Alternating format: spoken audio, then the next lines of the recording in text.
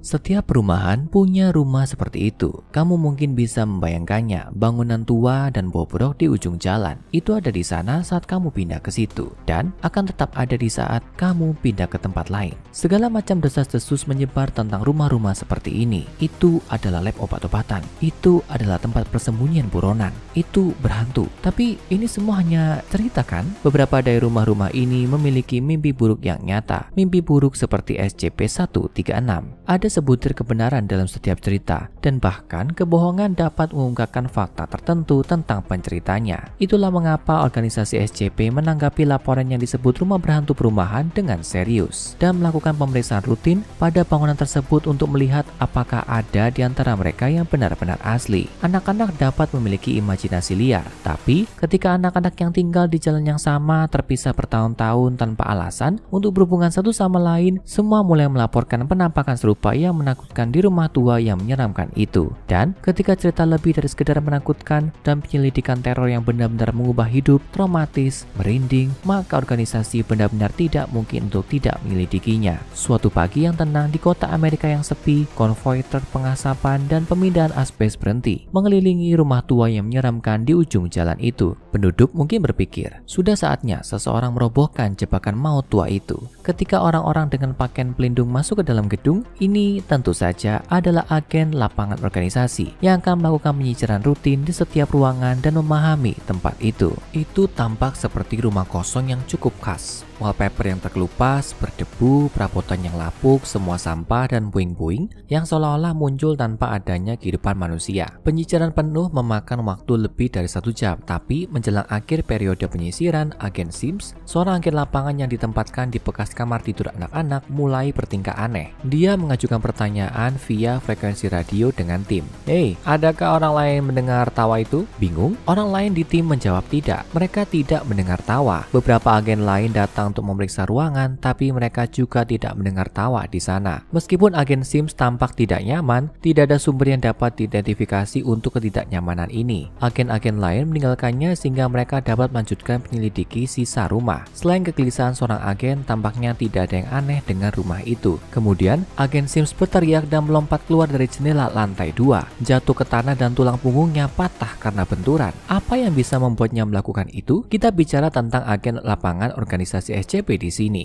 Individu yang sangat terlatih, dipilih langsung oleh organisasi untuk mengamati dan melacak anomali yang menakutkan serta berpotensi mematikan di lapangan. Apa yang mungkin dia lihat di rumah tua bobrok itu yang akan membuatnya percaya bahwa melompat ke kematiannya adalah alternatif yang lebih baik daripada menghadapinya? Ini adalah pertanyaan yang benar-benar harus dijawab oleh organisasi. Mereka mengintensifkan pencarian mereka di kamar tidur anak ketika tubuh agen Sims dibawa pergi. Saat itulah mereka menemukan benda yang nantinya mereka anggap sebagai SCP-136-1, boneka kecil yang terbuat dari kain tua. Jenis yang dapat kamu bayangkan dengan mudah dibawa oleh beberapa anak ragamuffin pada pergantian abad terakhir. Ini adalah satu-satunya objek yang menarik di seluruh ruangan, jadi itu ditandai, dikantongi, dan dibawa kembali ke fasilitas penahanan organisasi terdekat untuk pengujian lebih lanjut. Mereka tidak tahu apa yang akan mereka lepaskan. Ketika boneka itu pertama kali dibawa ke ruang penahanannya, salah satu ilmuwan tertentu di tim peneliti, Dr. Meyers, seorang peneliti muda keras kepala yang baru saja direkrut dari universitas bergengsi, sangat tertarik pada boneka itu. Sesuatu tentangnya, bahkan tanpa adanya efek anomali yang terlihat jelas, membuatnya merasa aneh, tidak nyaman. Boneka itu sepertinya membawa aura malapetaka yang samar. Apakah ini yang membuat agen Sims bertindak seperti itu? Atau apakah ini hanya permulaan? Tingkat D didatangkan untuk pengujian gelombang pertama. Mantan pembakar yang malang itu terpaksa hanya berdiri di dalam ruangan dengan boneka itu dan menunggu sampai sesuatu yang menarik terjadi. Selama 20 menit tidak ada aktivitas aneh yang dilaporkan. Kemudian tingkat D mulai dengan panik melihat sekeliling ruangan seperti binatang yang ketakutan. Dr. Meyers yang mengamati tes itu menelpon dan menanyakan apa yang terjadi. "Sebuah tawa aneh dan freak ini seperti ada wanita gila di sini. Aku tidak bisa melihatnya. Adakah di antara kalian yang bisa melihatnya? Adakah di antara kalian yang bisa mendengarnya?" Mereka tidak bisa melihat atau mendengar mendengar apapun. Menurut semua monitor mereka, itu hanya tingkat D yang kesepian, berdiri di ruangan kosong tanpa apa-apa selain boneka kain. 5 menit setelah tingkat D melaporkan mendengar tawa yang menakutkan, dia jatuh ke tanah, menjerit seperti orang gila dan merangkak menjauh dari sesuatu yang tidak bisa dia lihat. Dia menjerit putus asa dari seorang pria yang benar-benar percaya bahwa ada sesuatu yang akan mengambil nyawanya, tapi tidak ada apa-apa di sana. Dia mundur ke sudut ruangan, mengoceh tidak jelas dan menggaruk-garuk dinding dengan putus asa sampai kuku jarinya robek, meninggalkan bekas berdarah. Pada akhirnya, sepasang penjaga memasuki ruangan dan harus menyeretnya keluar. Tingkat D telah buang air kecil karena ketakutan, dan sepertinya untuk sementara kehilangan fungsi kakinya karena panik. Dia keluar dari misi selama beberapa jam setelah itu, berteriak-teriak setiap kali seseorang mendekatinya. Setelah meninjau rekaman percobaan, Dr. Meyers melihat sesuatu yang aneh. Saat tingkat D mulai berteriak, boneka itu menghilang dari ruangan. Itu hanya muncul kembali di posisi sebelumnya ketika tingkat D akhirnya diseret dari ruangan. Akhirnya, tingkat D menjadi cukup sadar untuk diwawancarai dengan benar tentang pengalamannya. Dia mengatakan bahwa setelah pertama kali mendengar tawa itu, rasa takut yang luar biasa mulai terbentuk di dalam dirinya. 5 menit kemudian, saat itulah entitas kemudian dijuluki SCP-136-2 pertama kali muncul. Penglihatan yang baginya dapat dideskripsikan sebagai manusia, tapi itu agak terlalu tinggi untuk benar-benar memenuhi syarat. Monster itu tampak seperti perempuan, tapi seperti dari rumah cermin karnaval yang aneh, berlebihan dari apa yang dipikirkan orang sebagai perempuan. Rambut panjang terurai, payudara besar, dan pinggang langsing boneka Barbie. Dia tampak seperti gambaran mimpi buruk seorang remaja laki-laki hormonal menjadi hidup, dengan wajah berubah menjadi seringai rictus di antara gairah dan penderitaan, menunjukkan terlalu banyak gigi. Makhluk itu telanjang dan berpose provokatif, tapi itu sama sekali tidak menarik. Tingkat D melaporkan bahwa hanya dengan melihatnya adalah pengalaman paling menakutkan dalam hidupnya, dan kemudian itu mulai bergerak. Itu perlahan melayang di udara ke arahnya seperti hantu pendendam. Senyum mengerikan itu semakin lebar saat semakin dekat dengannya. Tingkat D hanya bisa menggambarkan seluruh pengalaman sebagai perasaan seperti kematian itu sendiri datang ke arahnya. Ketika makhluk itu akhirnya menjulang di atasnya saat dia meringkuk di sudut, dia membuka rahangnya yang bergerigi dan mengeluarkan jeritan panjang yang lantang sebelum menghilang. Pada minggu-minggu berikutnya, tingkat D ditahan untuk pengujian. Dia mengalami teror malam yang parah setiap malam sesudahnya. Semuanya terkait dengan SCP-136.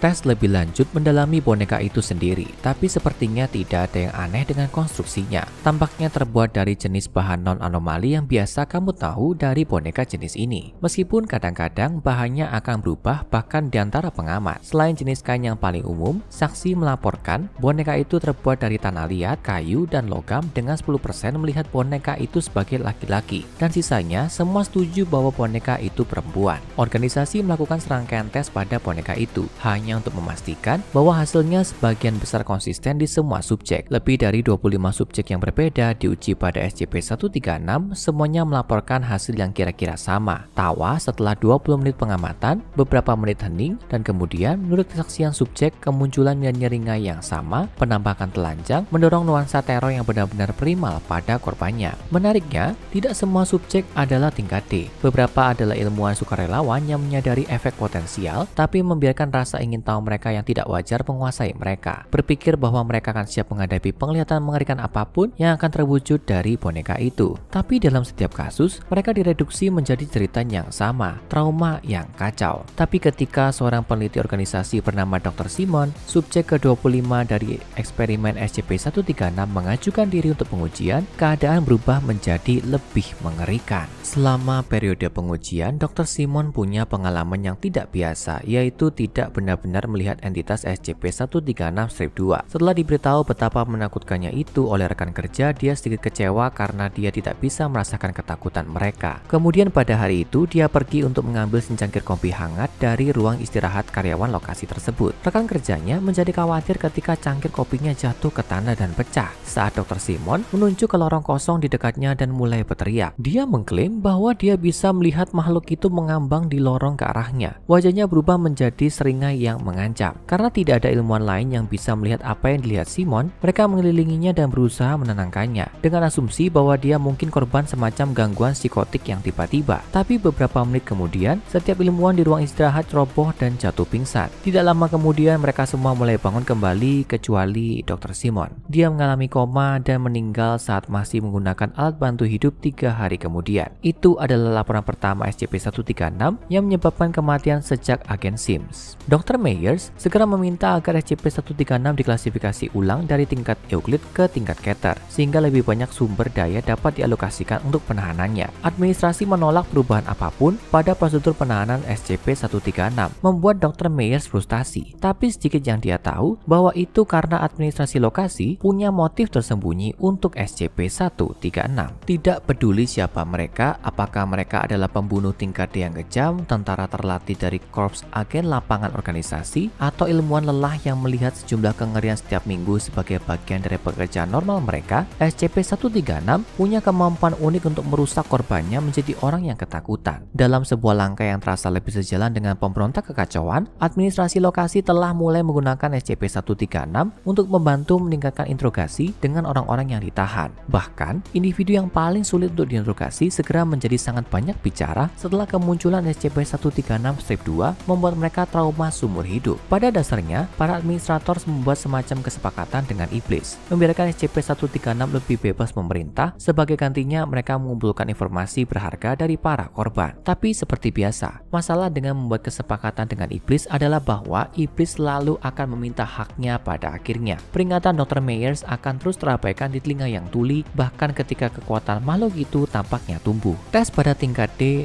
berlanjut dengan entitas yang membuat trauma seluruh kelompok sekaligus selama salah satu eksperimen ini. Namun, ketika Dr. Myers sendiri bersama dengan beberapa agen memasuki ruang pengujian untuk menarik keluar tubuh mereka yang berkedut, mereka semua jatuh pingsan. Ketika Dr. Myers bangun kembali, 3 dari tingkat D mengalami koma seperti Dr. Simon dan meninggal tak lama kemudian. Dr. Myers memohon kepada administrasi untuk memusnahkan boneka itu, tapi permintaannya ditolak. Itu terbukti terlalu berharga dalam berbagai interogasi, dan selain itu, tidak ada yang yakin apakah boneka itu bisa dimusnahkan. Setiap kali itu dirusak, itu menghilang begitu saja dan muncul kembali dalam radius 1 meter. Satu-satunya hal yang belum dicoba adalah penguapan penuh, yang ditolak oleh atasan Dr. Myers untuk isinya. SCP-136 ada di sini untuk seterusnya. Sayangnya, hal yang sama tidak dapat dikatakan untuk Dr. Myers sendiri. Setelah satu lagi insiden pengujian yang sial, di mana tingkat dia menghilang seluruhnya dalam apa yang tampaknya menjadi bukti nyata dari kekuatan SCP-136 yang berkembang, Dr. Myers memohon kepada administrasi lokasi untuk mengklasifikasi ulang anomali tersebut dan menuliskannya untuk pemusnahan. Itu menjadi lebih kuat, lebih tidak stabil, dan lebih berbahaya. Tapi bukannya menghentikan boneka yang aneh itu, pada akhirnya yang mereka lakukan hanyalah mengeluarkan Dr. Myers dari kasus SCP-136. Dengan kepergiannya, ada satu hal yang kurang perlu mereka khawatirkan karena mereka memberikan lebih banyak korban kepada SCP-136, menggunakan kekuatan gelapnya untuk menyiksa orang-orang yang ditahan agar memberitahu mereka semua yang ingin mereka ketahui. Tapi dengan entitas yang tampaknya tumbuh lebih kuat dengan setiap korban, tampaknya sangat mungkin ketakutan terburuk Dr. Myers akan menjadi kenyataan, dan suatu hari mereka yang mengendalikan anomali yang menakutkan akan menemukan bahwa merekalah yang mendengar tawa jahat yang aneh datang entah dari mana. Sekarang, tonton SCP-610 Daging yang Benci dan SCP-1337 Penumpang untuk lebih banyak SCP yang akan membuatmu merinding.